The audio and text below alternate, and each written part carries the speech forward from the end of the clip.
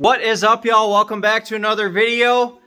This is the moment we have all been waiting for. It has been about a year and a half since this turbo project started with the full engine build from Full Bore Enterprises in Dodgeville. We finally got the turbo all dialed in, no oil leaks. We are taking it to the dyno 2 days from now. So you're gonna wanna stay tuned to this one, guys. Woo!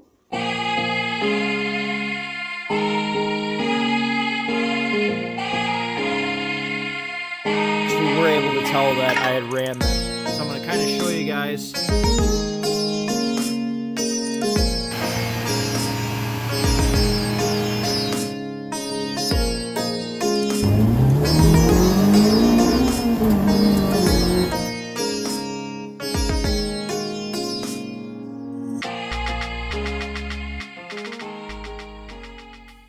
Alright guys, as you can tell, I am super pumped, even though it is cold as hell out right now.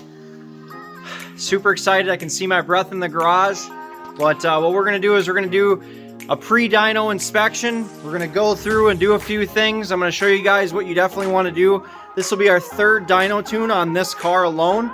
So, yeah, we're just going to go through and I'm going to show you what we're going to do. And then eventually we'll fast forward and it'll be dyno day. Okay guys, so something you want to do before you go, and this is definitely important if you are turboing your vehicle, is ideally a pretty fresh set of spark plugs, but the main thing is making sure they are gapped properly. So this car is on E85, so what we're going with is this spark plug here. It's an Iridium plug. It's an 8 heat range, or heat range 8. What I went through and did is I gapped this plug to 19 thousandths. I was running, I think like 30 or 35 thousandths, something like that, when it was naturally aspirated. So we're pulling the other ones out.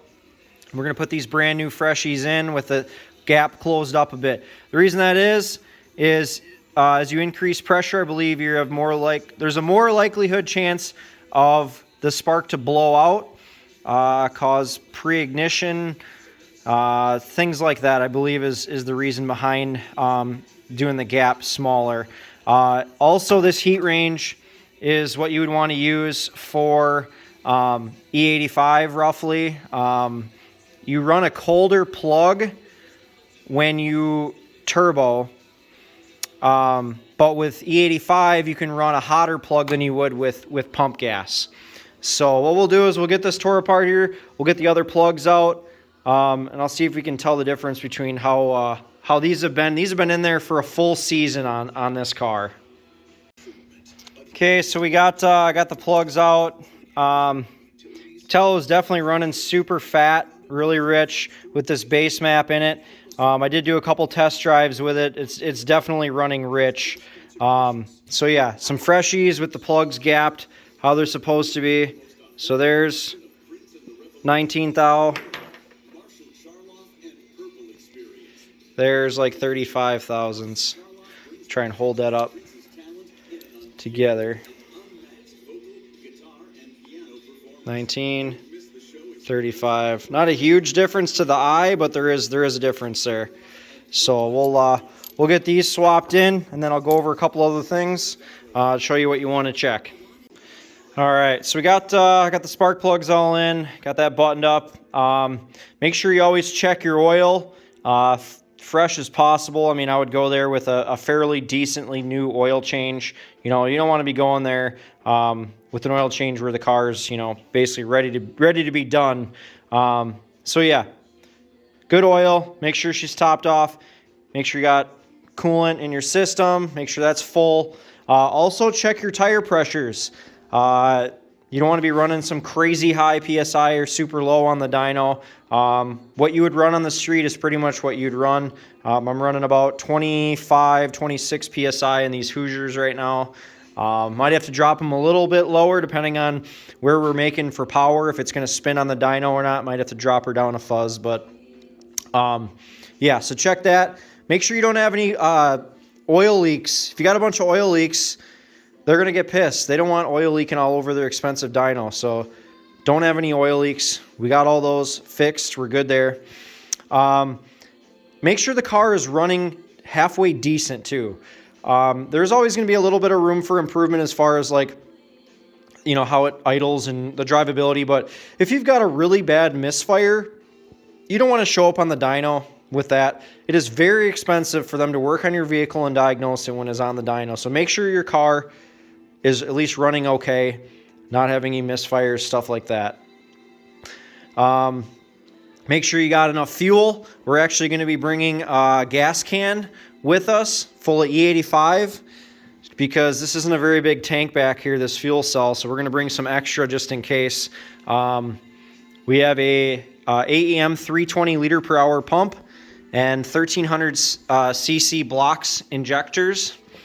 So, I mean, she'll be dumping some fuel, but not like 2200 cc level injector stuff, but she'll be squirting, that's for sure. So, also it's a good idea to have a fuel pressure regulator on here because they will set and adjust your pressure. And if we have a gauge on there, it makes it nice and easy for them. Your car will get tuned faster. Usually they'll pretty much check the TPS voltage as well and set that, as well as your timing. They have to match the timing to the ECU when they tune it.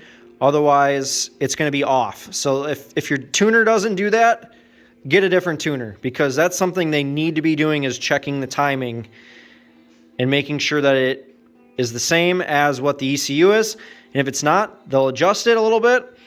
And if it's way off, they can compensate. So just make sure your tuner is checking the damn timing. Because if they're not, like I said, that's not good and they shouldn't be tuning. So one thing they need to do. I think I probably got everything covered. King Motorsports is doing the tuning on this. They're out of New Berlin, Wisconsin.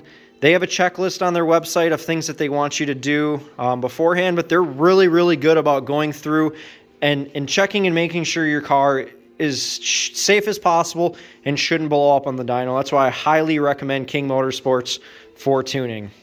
So I think what we're going to do now is back the car out, get her on the trailer, and we'll see you guys in a couple days. Good morning, y'all. It is dyno day.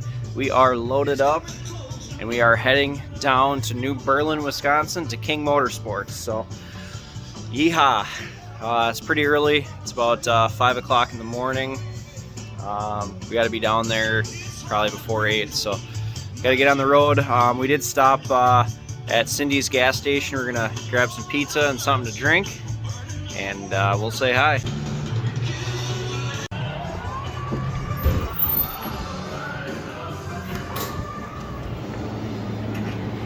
Yeehaw!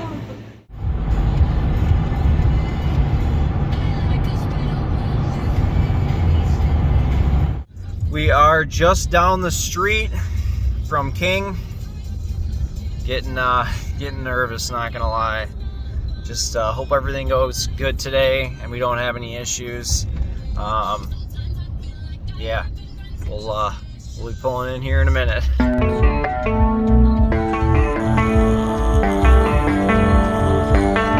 Baby, read the fine print. I've got baggage and it's all Gucci. Don't get too attached to me. Everybody act like the answer. One love like in the movies. Wasting precious time assuming. So we made it down here in one piece. We're gonna get the car unloaded and go inside and let them know we're here. Got her unloaded, just letting her warm up a little bit, get the battery charged, and doesn't look like anybody's here quite yet. We got here pretty early, so we'll just kind of hang out and wait before we can get checked in. Quick walk through, you guys can see this is a Lexus with a K-Series turboed. Pretty cool.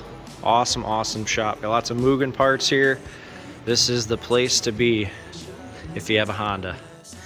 Alrighty guys, so got her on the dyno here, or close to it. what we're actually going to do is he's actually going to delete the manual boost controller. We're going to do a electronic boost controller. He's going to wire in the wideband to the ECU. He's also going to pull the ECU apart, check the capacitors, make sure they're okay, and make sure it's set up to be able to run a, I think it's the Honda boost controller. Yeah, oh, and then he's also going to take the wastegate spring out, because this one, when I did build boost, it was almost 20 psi. So we're going to put a smaller spring in it, maybe like around 7 pounds, and then we can control that with the electronic boost controller. So what I'm going to do is I'm going to probably take off, let them do their thing, and we'll come back a little later when we're a little closer to be doing some power runs. Just went and got some coffee, just kind of hanging out here in the parking lot at Walmart, waiting for Airsoft store down the street to open up in about an hour, so I can go check that out. But I just wanted to kind of touch base on what they're kind of doing to the car before they tune it. So I had ordered and I had installed a Turbo Smart manual boost gauge. We're not going to be using that. We're going to be using the Honda boost control solenoid. So you'll actually be able to control the amount of boost or via duty or something like that with a duty cycle. You can change the duty cycle on the solenoid to raise and lower boost. And that can be done all through the laptop, so I wouldn't have to go out, crank on a knob, stuff like that. And that's not the right way to do it. And you have a chance of failure. You have a lot of issues with the manual boost controller. So with this electronic setup, it's going to be really nice because I can dial it in depending on the type of racing I'm doing, whether it be autocross, doing a time attack, high-speed autocross, a track day, whatever. I can dial in the amount of boost per gear too. So first through fifth, you can, if you only want to run, say 7 pounds in first gear, and then you want to go to 10 or 12 in second, and then so on and so forth up through the gears so you don't blow the tires off of it. It's pretty cool. So they're doing that. They're going to check out the ECU to see if there's any capacitors that are leaking or have failed, because it is an old ECU. It does have a new Honda S300 board, but the ECU itself is from, basically the early 90s. So they're going to go through, check that all out. If there's any capacitors that are leaking, they're going to replace them. I think they also have to add the boost control solenoid kit that I believe that has to be soldered into the ECU if that's not already there. They said they would do that. He's going to put a smaller or a lighter weight wastegate spring in. You want to run pretty much as light as possible with this electronic boost control solenoid. And the one that was in it was making like 20 pounds. So we don't want that. We want to run a lower one so we can turn it up with the controller. And then he also is going to run the wire from the wideband gauge right to the ECU also, so that it updates and you can see the map and the air fuel ratio and ignition timing, all that in live data. So it's pretty cool. They're doing a lot of stuff.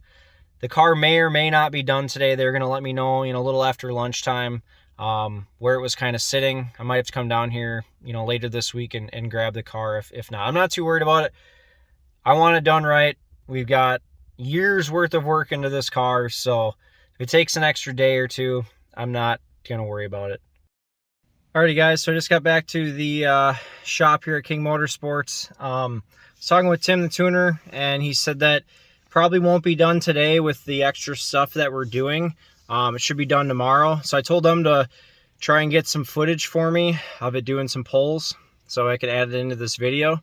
So fingers crossed everything goes well, and we'll update you guys tomorrow.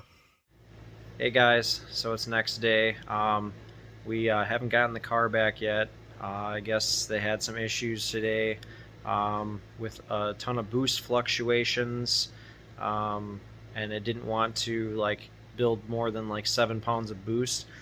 Good news is, I think he said it was either made 368 or 386. I can't remember, one of the two, on 7 psi. So that's pretty impressive for only 7 pounds of boost. So probably won't even need much more than that, but with the boost by gear, it'll definitely help. So if we want to run 15-20 pounds in third and fourth, we can. But yeah, so hopefully I'll have some better news tomorrow, and we'll fast forward and I'll see you guys on the flip side. Just wanted to give you guys a little update. It's been about 4 days since we dropped the car off. Yesterday, which was Friday, they did finally, at the end of the day, Tim, who is a great guy, by the way, kept me up to date, just awesome tuner in general. He hit me up yesterday afternoon and said, you know, we think we possibly know what's going on. We're going to try a few things here, and you know, we're going to get her figured out for you. So the main issue we were having was after roughly 1, maybe 2 pulls, the boost would fluctuate all over and we would lose 1 to 3 pounds. So there was initially a boost leak. They fixed that. It was the O-ring under the map sensor, but we were still having the same problem. So we had thought that, you know, wastegate was the likely cause, which normally it is. Thought it was maybe hanging up. There was some scoring or some gouging on the shaft, so we cleaned that up. Everything is free. Still having the same issue. So what he ended up doing was I actually had them disconnect the electronic boost controller. The Honda Mac valve is what it pretty much is. Had them disconnected, try that, still didn't fix it. So what he wanted to try was putting a different spring in the blow-off valve, because he said that my car was pulling a lot of vacuum and thought that possibly that could be my problem. So what he ended up doing was taking a little bit stiffer tile blow-off valve spring and putting it in it. Made 4 pulls, consistent across the board. No drops. It literally fluctuated 3 horsepower. That was it. So that was the end of the day Friday. It's Saturday now. What he had told me was he's going to finish up the little bit of tuning that he had left on Monday, and I should be able to go pick up the car. What I'm pretty sure I'm having him do is we're going to just do like a low boost tune on the wastegate spring for autocross. It'll be right around 310, 315 horsepower on 5 pounds. And then he's going to do a boost by gear tune, which is going to be a little bit higher pressure. Should be anywhere from 350 to 400. Because most of the passes he was doing were between 7 and 8 pounds, and we were just under 400 horse. We're like 380, right around there. So, yeah, that would be plenty for Blackhawk Farms and that sort of thing. So what I'll do is we'll get through this weekend. I got some stuff going on today. Going to help split wood with Lee, our engine builder. We're heading down to Spring Green right now, so I'm gonna go help him do that. Come Monday, I will update you guys when I know more, and hopefully, fingers crossed, I can get a couple pulls for me on the dyno. Would be really sweet to add that to this video. I'm really sorry that I'm not able to really film a bunch of that. Kind of turned into a lot bigger issue than I was thinking, but that's how it goes with cars, and turbo cars in general is always something. So we'll update you guys on Monday. Hey guys, so it's Monday morning. On my way to work. Just hoping I get a call here from the shop saying my car is good to come get and pick up. And oh man, it's been a long journey. So hopefully I'll have some good news today. I've been sitting there thinking about it all weekend.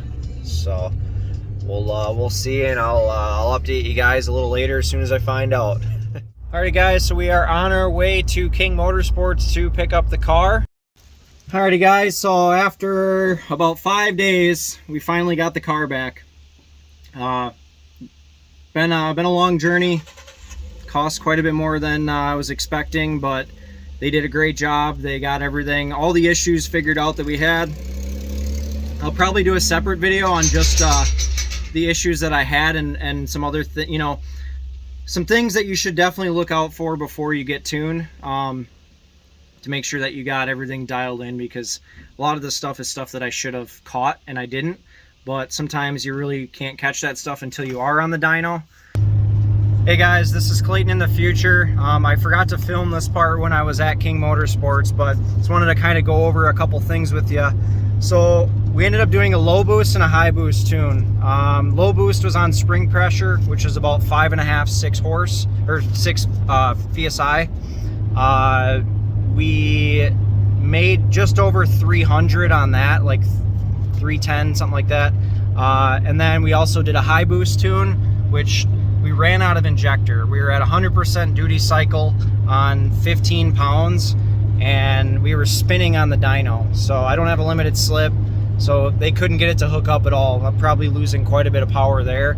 But we ran out of injector basically, so we had to back her down a fuzz. But the total number on 15 pounds was 414, almost 415 horsepower, which is pretty good. So thanks, Lee, with your awesome engine. She didn't blow up either, which is good. But yeah, so we'll head back to the video, and you guys will see some runs and stuff. I will roll in some clips here, and you'll be able to see this bad girl in action. So yeah, have fun and enjoy.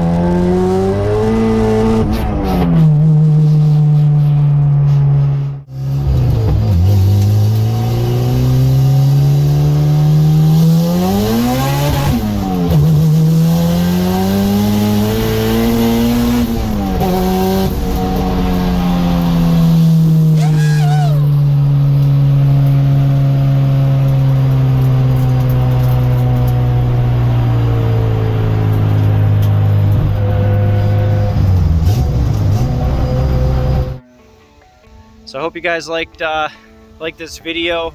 I'm sorry I couldn't get a ton of footage of it on the dyno. It's just kind of how things work. Things didn't work as planned, but that's race cars, right? Just want to give a special thanks to King Motorsports for all their hard work. Would also like to thank Full Bore Enterprises for building us an awesome engine, and also would like to thank GMJ Automotive, Luke here, for bringing me down and getting a little bit of in-car footage for us.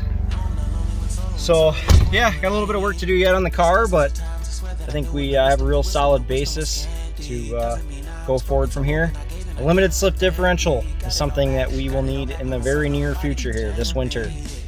That one wheel peel action is not cutting it with 400 horsepower. So yeah, if you guys could like, subscribe, hit that bell for notifications.